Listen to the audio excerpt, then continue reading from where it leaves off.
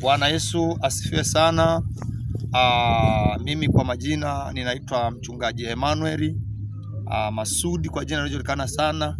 Ni mchungaji wa kanisa la Pentecost Tanzania. Tulikuwa hapa kwa mkutano wa injili kwa mchungaji Alex. Hapa alikuwa na wageni kutoka USA. Kwa kweli tunamshukuru Mungu, tunamshukuru Mungu sana kwa ajili ya huu mkutano uliokuwepo hapa Katukuru. Kwa kweli tumemwona Mungu. Wametupokea, tumelala vizuri, tumekula vizuri. Kwa kweli ni raha tupu. Kwa hiyo kwa mkutano utakaofuata mwingine tuko tayari kuja ili kumunga mkono rafiki yetu Alex. Hayo ndio yalikuwa maneno yangu, na Mungu wa mbinguni awabariki. Shalom.